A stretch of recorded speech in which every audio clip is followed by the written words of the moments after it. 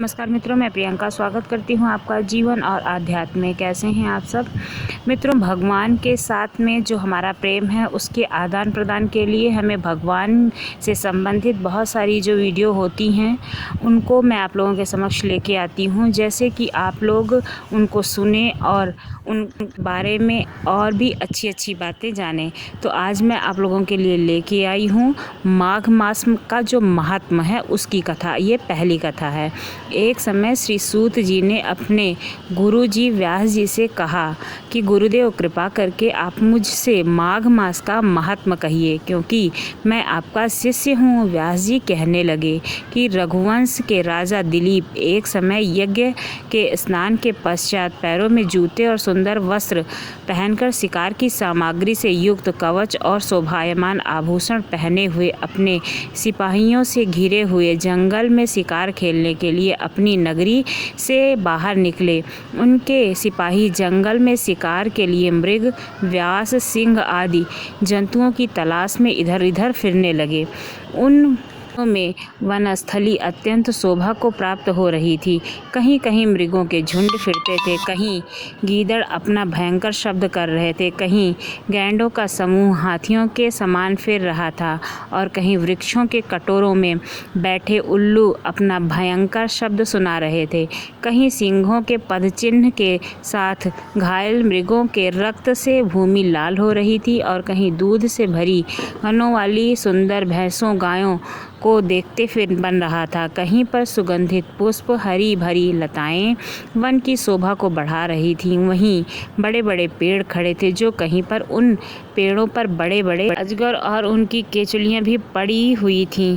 उसी समय राजा के सिपाहियों के बाजे की आवाज़ सुनकर एक मृग वन में से निकलकर भागने लगा और बड़ी बड़ी चौगड़ियाँ मारता हुआ आगे बढ़ा। राजा ने उसके पीछे अपना घोड़ा दौड़ाया, परंतु मृग पूरी शक्ति से भागने लगा। मृग कांटेदार वृक्षों के एक जंगल में घुसा और राजा ने भी उसके पीछे वन में प्रवेश किया, परंतु दूर जाकर मृग राजा की दृष्टि से ओझल होकर निकल गया। राजा निर्जन वन में अपने सैनिकों सहित प्यास के मारे अति दुखी हो गया। दोपहर के समय अधिक मार्ग चलने से सैनिक थक गए थे और घोड़े रुक गए थे। कुछ देर बाद राजा ने एक बड़ा भारी सुंदर सरोवर देखा, जिसके किनारे पर घने वृक्ष थे और इसका जल सज्जनों के हृदय के समान स्वच्छ और पवित्र था। सरोवर का जल लहरों से बड़ा सुंदर लग रहा था। जल में अनेक प्रकार के जल जंतु, मछलियाँ आदि स्वच्छंदता से इधर उधर फिर रहे थे। दुष्टों के समान निर्दयी चित्त वाले मगरमच्छ भी थे। किसी किसी जगह लोभी के समान सीमल भी पड़ी हुई थी। जैसे विपत्ति में पड़े हुए लोगों को दुख के को हराने वाले दानी पुरुष के समान यह सरोवर अपने जल से सबको सुखी करता था, जैसे मेघ चातक के दुख को हराता है। इस सरोवर को देखकर राजा की थकावट दूर हो गई। रात्रि को राजा ने वहीं विश्राम किया और सैनिक पहरा देने लगे और चारों तरफ फैल गए। रात के अंतिम समय सुअरों के एक झुंड ने आकर सरोवर में पानी पिया और कमल के झुंड के पास आए।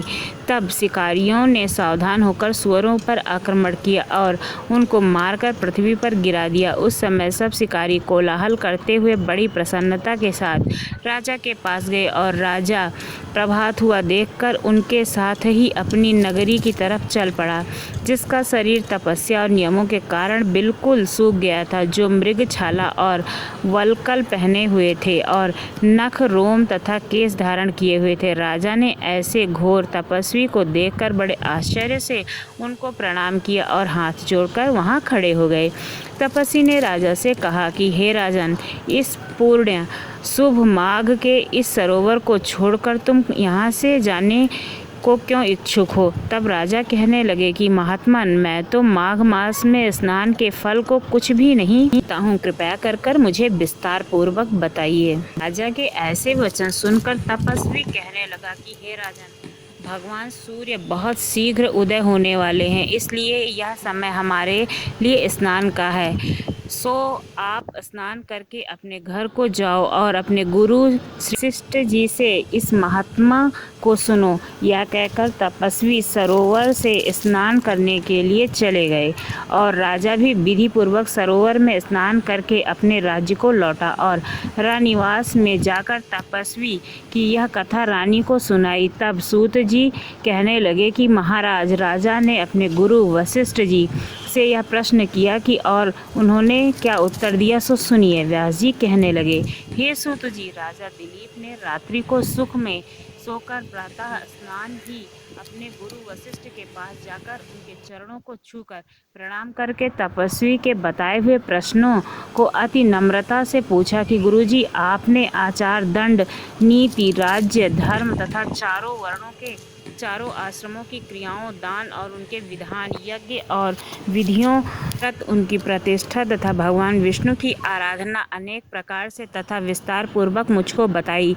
अब मैं आपसे माघ मास के स्नान के महत्व को सुनना चाहता हूँ। सो हे तपोधन, नियम पूर्वक इसकी विधि समझाइए। गुरु वशिष्ठ जी कहने लगे कि हे राजन, तुमने दोनों लोकों के कल्याणकारी, वनवासी तथा गृहस्थियों के अंतःकरण को पवित्र करने वाले माघ मास के स्नान का बहुत सुंदर प्रश्न पूछा है। मकर राशि के सूर्य में आने पर माघ मास में स्नान का फल गौ, भूमि, तिल, वस्त्र, स्वर्ण, अन्न, घोड़ा आदि दानों तथा चंद्रायण और ब्रह्मा कोर्च व्रत आदि से भी अधिक होता है। वैशाख तथा कार्तिक में जप, दान, तप और यज्ञ बहुत फल देने वाले हैं, परंतु माघ में इसका फल बहुत ही अधिक होता है। माघ में स्नान करने वाला पुरुष राजा और मुक्ति के मार्ग को जानने वाला होता है। दिव्य दृष्टि वाले महात्माओं ने कहा है कि जो मनुष्य माघ मास में सकाम व भगवान के निमित्त नियम पूर्वक माघ मास में स्नान करता है, वह अनंत फल वाला होता है। उसको शरीर की शुद्धि, प्रीति, ऐश्वर्य तथा चारों प्रकार के फलों की प्राप्ति होती है। अदिति ने बाहर तक मकर राशि में अन्न त्याग कर स्नान किया था। इससे लोगों को उज्जवल करने वाले 12 पुत्र उत्पन्न हुए। माघ में स्नान करने से ही रोहिणी, सुहागा, अरुंधति दानशीलता हुई और इंद्राणी के समान रूपवती होकर प्रसिद्ध हुई। जो माघ मास में स्नान करते हैं तथा देवताओं के पूजन में तत्पर रहते हैं, उनको सुंदर स्थान, हाथी और घोड़े की सवारी तथा दान को द्रव्य प्राप्त होता है। अतिथियों से उनका घर भरा रहता है और उनके घर में सदा वेद ध्वनि होती रहती है।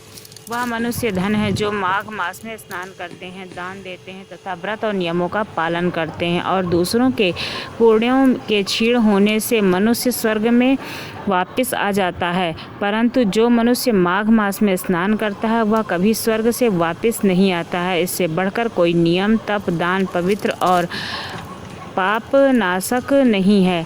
भृगु जी ने मणि पर्वत पर विद्यार्थियों को यह सुनाया था। तब राजा ने कहा कि ब्राह्मण भृगु ऋषि ने कब मणि पर्वत पर विद्याधरों को उपदेश दिया था, सो बताइए। तब ऋषि जी कहते हैं कि राजन, एक समय 12 वर्ष तक वर्षा न होने के कारण सब प्रजा क्षीण होने लगी थी। संसार में बड़ी ही उद्दंडता फैल गई थी। हिमाचल और विंध्याचल पर्वत के मध्य का देश निर्जन होने के कारण श्रद्धा, तप तथा स्वाध्याय सब कुछ छूट गया। सारा लोक विपत्तियों में फंसकर प्रजाहीन हो गया। सारा भूमंडल फल और अन्न से रहित हो गया। तब विंध्याचल से नीचे बहती हुई नदी के सुंदर वृक्षों से आच्छादित अपने आश्रम से निकलकर श्री भृगु ऋषि अपने शिष्यों के सहित हिमाचल पर्वत पर गए।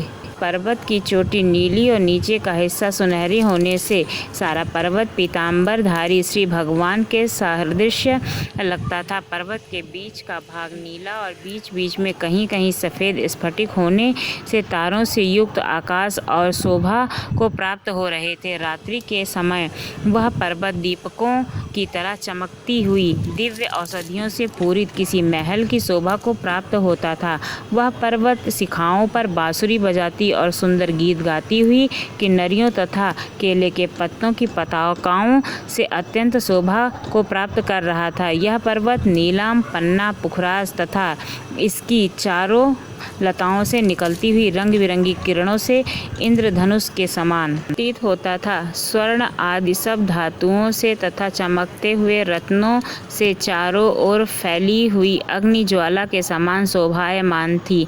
इसकी कंदराओं में काम पीड़ित विद्याधारी अपने पतियों के साथ आकर भ्रमण करते हैं और गुफाओं में ऐसे ऋषि मुनि जिन्होंने संसार के सब कलेशों को जीत लिया है, रात दिन ब्रह्मा का ध्यान करते हैं और कई एक हाथ में रुद्राक्ष की माला लिए हुए शिव की आराधना में लगे हुए हैं। पर्वत के नीचे भागों में जंगली हाथी अपने बच्चों के साथ खेल रहे हैं तथा कस्तूरी वाले रंग बिरंगे मृगों के झुंड इधर उधर भाग रहे हैं। यह पर्वत सदा राजहंस तथा मोरों से भरा रहता है, इसी कारण इसको हेमकुंड कहते हैं। यहाँ पर सदैव ही देवता, गुहक और अप्सराएं निवास करते हैं। महाराज दिलीप कहने लगे कि महाराज, यह पर्वत कितना ऊंचा और कितना लंबा चौड़ा है। तब वशिष्ठ जी कहने लगे कि 36 योजन ऊंचा, ऊपर चोटी में 10 योजन चौड़ा और नीचे 16 योजन चौड़ा है, जो हरी, चंदन, आम, मदार, देवदार और अर्जुन के वृक्षों से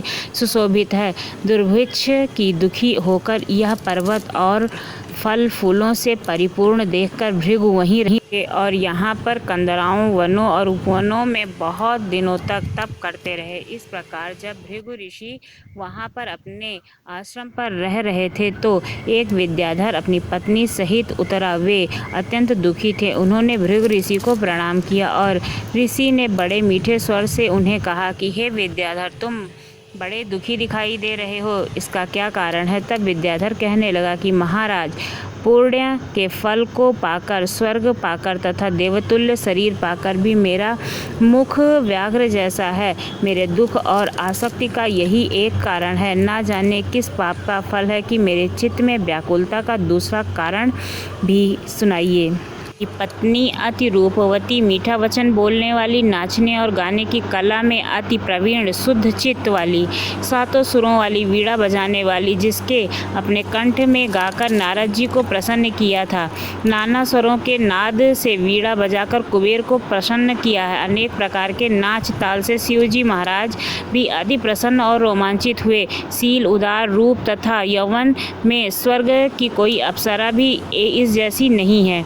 कहाँ ऐसी चंद्रमुखी स्त्री और कहाँ के व्याग मुख वाला, यदि चित्त सदैव मेरे हृदय को जलाता रहता है। विद्याधर के ऐसे वचन तीनों लोकों की भूत, भविष्य और वर्तमान की बात जानने वाले तथा दिव्य दृष्टि वाले ऋषि कहने लगे कि हे विद्याधर, कर्म के विचित्र फलों को प्राप्त होकर ज्ञानी पुरुष भी मोह को प्राप्त हो जाता है। मक्खी के पैर, जिनका विष भी प्राण लेने वाला होता है, छोटे छोटे पापों का फल भी अत्यंत दुखदायी हो जाता है। तुमने माघ मास की एकादशी का व्रत करके द्वादशी न आने पर शरीर में तेल लगाया। इसी पाप के कारण तुम्हारा मुख इस तरह से हुआ है। एकादशी के दिन उपवास करके द्वादशी को तेल लगाने से राजा ध्रुवा ने भी कुरूप शरीर पाया था। तब वह अपने कुरूप शरीर को देखकर दुखी होकर हिमालय पर्वत पर देव सरोवर के किनारे पर गया। प्रतिपूर्वक शुद्ध स्नान कर कुशा के आसन पर बैठकर भगवान कमल नेत्र, शंख, चक्र, गदा, पद्म के धारण करने वाले, पीतांबर पहने, वर्ण माला धारण किए हुए विष्णु का चिंतन करते राजा पुरुरवा ने 3 मास तक निराहार रहकर भगवान का चिंतन किया था। इस प्रकार 7 जन्मों में प्रसन्न होने वाले भगवान राजा के 3 महीने के तप से ही अति प्रसन्न हो गए और माघ की शुक्ल पक्ष की एकादशी को प्रसन्न होकर भगवान ने अपने शंख के जल से राजा को पवित्र किया। भगवान ने उनके तेल लगाने की बात याद दिलाई, सुंदर देवताओं का सा रूप दिया, जिसको देखकर उर्वशी भी उनको चाहने लगी और राजा कृत्य होकर अपनी पुरी को चला गया। भृग ऋषि कहने लगे कि हे विद्याधर, इसलिए तुम क्यों दुखी होते हो? यदि तुम अपना यह राक्षसी रूप छोड़ना चाहते हो तो मेरा कहना मानकर जल्द ही पापों को नष्ट करने वाली हेमकूट नदी में माघ में स्नान करो, जहाँ पर ऋषि सिद्ध देवता निवास करते हैं। अब मैं इसकी विधि बतलाता हूँ। तुम्हारे भाग्य में माघ मास आज से 5वें दिन ही आने वाला है। पौष शुक्ल एकादशी से इस व्रत को आरंभ करो। भूमि पर सोना जितेंद्रिय रहकर दिन में 3 समय स्नान करके महीना भर निराहार रहो। सब भोगों को त्याग कर तीनों समय भगवान विष्णु का पूजन करो। तब तुम द्वादशी को शिवजी के स्रोत और मंत्रों से पूजन करोगे तो तुम्हारा मुख देखकर सभी चकित हो जाएंगे और तुम अपनी पत्नी के साथ सुखपूर्वक क्रीड़ा कर सकोगे। माघ मास के प्रभाव को जानकर सदा माघ में स्नान करो। पाप दरिद्रता से बचने के लिए मनुष्य को सदा यत्न से माघ मास का स्नान करना चाहिए। स्नान करने वाला इस लोक तथा परलोक में सदा सुख पाता है। वशिष्ठ जी कहते हैं कि हे दिलीप, भृगु जी के यह वचन कर वह विद्याधर अपनी स्त्री सहित उसी स्थान पर पर्वत के झरने में माघ का स्नान करता रहा और उसके प्रभाव से उसका मुख देव सदृश हो गया और वह पर्वत पर आनंद से रहने लगे। भृगु जी भी नियम की समाप्ति पर शिष्यों सहित ईवा नदी के तट पर आ गए और वहां पर स्नान किया। अब हमारा माघ मास का 3रा अध्याय भी समाप्त होता है। आगे के अध्याय को मैं अगले एपिसोड में लेके आऊँगी, आप लोग ज़रूर देखिएगा। अगर आपको हमारे माघ मास का महात्म अच्छा लगा हो तो आप लोग ज़रूर सब्सक्राइब कीजिए, जैसे कि मैं आपके और प्रभु के भजनों और भक्ति कथाओं के बीच का माध्यम बनती रहूँ।